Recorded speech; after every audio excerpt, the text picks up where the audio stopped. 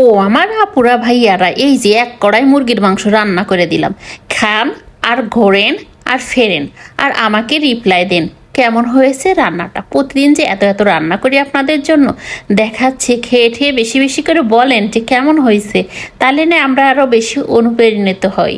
প্রত্যেক দিন কি আমরা কম কাজ করি? সেই সকালে উঠে ধরে শুরু করে এই যে সকালে ভাত আর ভাজি রান্না করতেছি, করে তারপরে মেয়েকে নিয়ে স্কুলে যাব, সেটার স্কুল থেকে এসে আবার দুপুরে রান্না করব।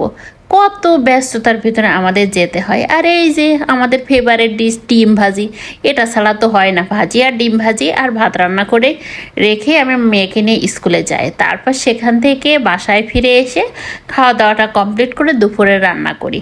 কারণ আমি যখন স্কুলে যাই তখন খাইতে ইচ্ছা করে না, চাটা খাইয়েই স্কুলে চলে যাই। তারপর এসে দুপুরে রান্না বান্না খাওয়া দাওয়া করি, তারপর একটু রেস্ট নিই, তারপর রান্না বান্নায় চলে যাই।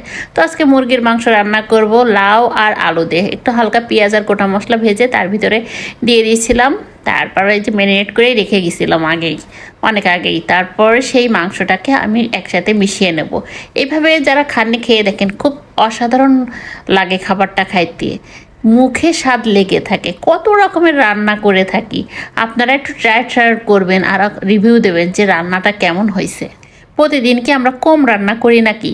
এখন আমি ঘুরাই ফিরাই রান্না করি, বিভিন্ন ধরনের আপুদের রান্নাগুলো দেখি এবং ট্রাই করি। তা সত্যি এক একজনের রান্নার স্বাদ এক এক রকম, এক একভাবে রান্না করলে খাবারের স্বাদ এক এক রকম আসে। আমরা বাঙালি মানুষ, আমরা খাবার পছন্দ করি। পৃথিবীতে বাঙালিদের মতো মানে এত মশলা দিয়ে খাবার কোনো জাতেই খায় না, কারণ আমাদের খাবার খেতে আমরা খুব ভালোবাসি।